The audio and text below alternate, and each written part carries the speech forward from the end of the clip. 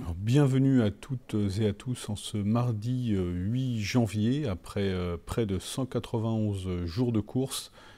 Vous voyez là, on a une vue générale de la flotte et évidemment ce qui nous intéresse particulièrement en ce moment, c'est eh bien, le duel à distance qui est en train de se dessiner avec Jean-Luc Vandened ici, donc qui navigue à 3,2 nœuds. Donc il a repris un petit peu de vitesse par rapport donc à la journée aux 2 journées précédentes qui ont été vraiment difficiles pour lui en termes de progression, pendant que Mark Slatz, lui, est à 5,7 nœuds. Donc c'est une configuration, on va se rapprocher un petit peu, vous voyez, qui est intéressante, dans la mesure où Jean-Luc, qui est le leader de la course depuis des mois maintenant, se retrouve dans une situation un petit peu compliquée. Il a été freiné une première fois par sa pénalité, mais qui s'est déroulée finalement dans des vents relativement faibles.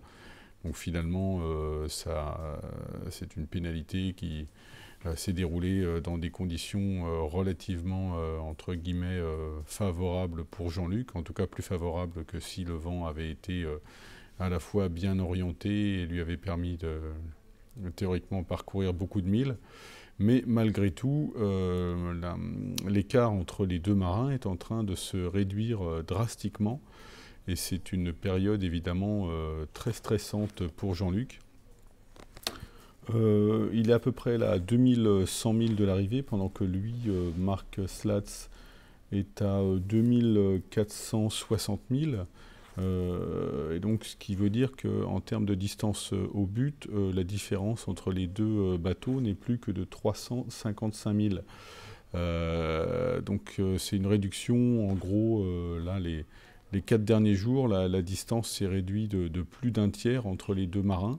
Faut se rappeler que Jean-Luc a eu jusqu'à 2000 milles d'avance sur Mark Slatz, donc eh bien, le Hollandais revient fort sur lui depuis le passage du Cap Horn, et Jean-Luc, sur cette séquence-ci, n'est vraiment pas très très aidé par la météo. Et pour rappeler aussi quelques faits importants, il faut savoir que Jean-Luc a un mât qui est un petit peu endommagé, et donc il doit préserver, et il estime qu'il navigue à peu près à 80% de ses possibilités quand il est au pré. Et en plus, son mât est plus court d'1,50 m. Comparé à celui de Mark Slatz, les deux marins naviguent sur le même bateau, mais le mât de Jean-Luc est plus court, et en plus il est abîmé. Et la troisième chose, c'est que Jean-Luc a choisi de mettre des enrouleurs de grand voile à l'avant, et on sait que c'est un dispositif qui est un petit peu moins, qui est plus pratique à utiliser, mais qui est un petit peu moins performant que une voile classique installée à l'avant. Donc lui, c'est ce dont il dispose. Mark Slatz, et logiquement, ça lui donne un petit avantage de vitesse, et notamment dans les vents faibles. Donc voilà la situation. On va regarder un petit peu la météo telle qu'elle nous est présentée sur le tracker de la course. Et on voit que Jean-Luc va rester eh bien, un moment encore dans ces vents faibles, au moins jusqu'au 9 janvier. Alors là, c'est effectivement un peu frustrant pour lui, parce que logiquement, c'est une zone où traditionnellement les alizés restent actifs à cette période de l'année. Et là, eh bien, ce n'est pas le cas, donc c'est un petit peu de malchance sur cette fin de parcours. Et on voit que pendant ce temps-là, lui, Marc, il sera toujours dans un vent d'alizé. Ça va lui permettre de continuer à gagner du terrain. Hein.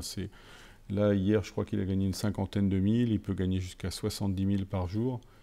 Et donc, voilà, il y a 355 milles de différence par rapport à la distance au but. L'écart devrait quand même significativement se réduire. Voilà, on voit qu'à partir du 10, ça commence à se remplir à nouveau pour Jean-Luc Vandened. Et ça devrait lui permettre, voilà, de progresser, si ce n'est qu'ensuite, eh bien, l'approche... pardon. Oh. Je suis allé un petit peu trop loin. Voilà. Donc s'il devrait avoir pas mal de vent de face, ce qui est un peu embêtant pour lui, évidemment. En revenant à ce que je vous disais tout à l'heure par rapport donc à son avarie de mât qui l'oblige à avoir une navigation raisonnable.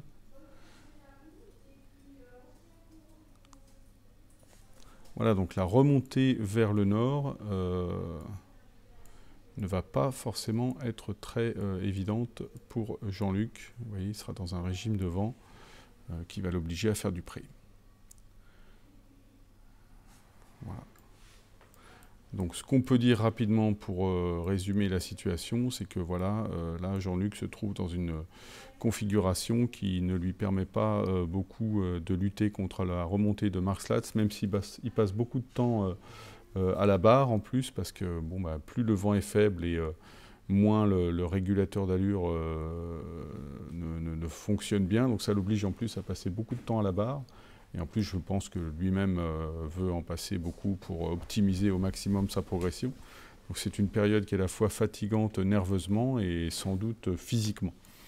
Voilà, une fin de parcours qui offre un scénario bon, intéressant, on va dire sportivement, mais très stressant pour Jean-Luc Vandened, leader de la course, voilà, à 73 ans, qui a réalisé un parcours vraiment impressionnant. Et voilà, malheureusement, depuis son accident, depuis qu'il s'est fait coucher à l'approche du Cap Horn, la configuration de la course a beaucoup changé pour lui.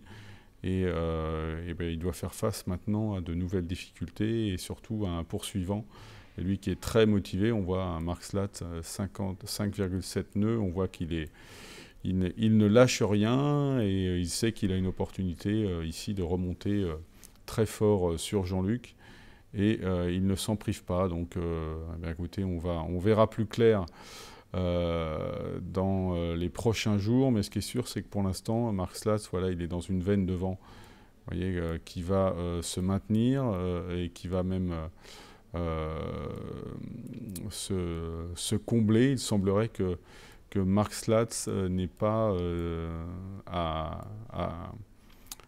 à dealer, enfin à négocier une zone de haute pression telle que Jean-Luc, lui, doit le faire en ce moment.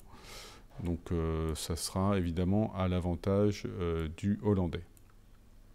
Donc affaire à suivre, on va regarder ça de près et c'est clairement à une approche des Sables d'Olonne que Jean-Luc devrait rejoindre entre le 26 et le 28 janvier.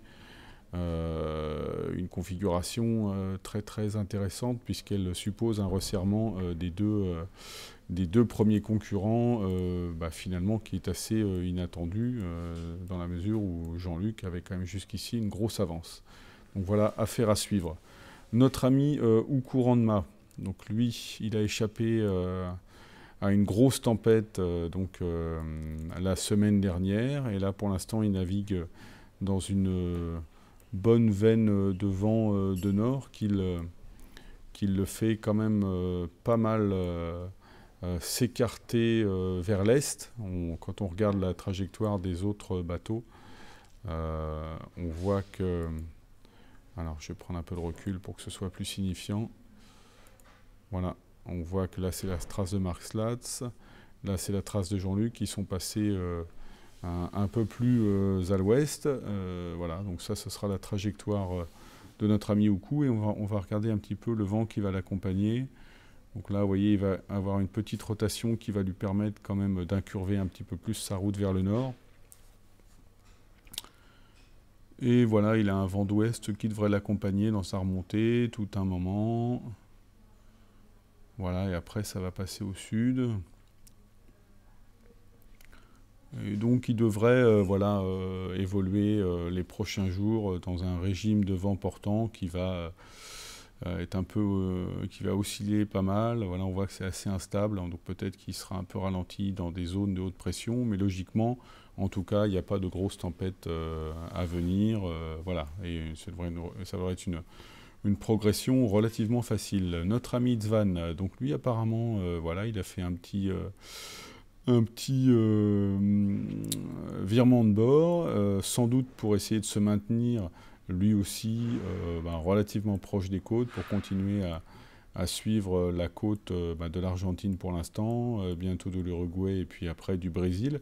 Depuis son passage du Cap Horn, il a fait une belle progression, hein. Je crois que c'est la meilleure de tous les concurrents qui sont revenus dans l'Atlantique, donc ça c'est plutôt une bonne nouvelle. Son système de barre, la réparation de son système de barre semble tenir, donc ça c'est plutôt bien, et on va regarder un petit peu la météo qui va l'accompagner. Donc voilà, là le vent va passer à l'ouest, ce qui devrait lui permettre de remonter au nord relativement efficacement, avec pas mal de pression. Hein, vous voyez, le vent va souffler assez fort. Alors, il a eu des conditions apparemment beaucoup plus musclées que celles que ne présentait le tracker. Donc, voilà, mais en tout cas, voilà, l'orientation des vents sera vraiment favorable à une progression vers le nord. Ça va le pousser dans sa remontée de l'Atlantique. Et au moins jusqu'au 10, il n'y a pas de difficulté particulière. Si ce n'est que voilà, il y a peut-être une zone de haute pression qui va le rattraper à un moment donné, et qui va le ralentir. Mais en tout cas, voilà, pas de système météo compliqué. Après, il risque de faire un petit peu plus de près quand même pour continuer sa progression au large des côtes.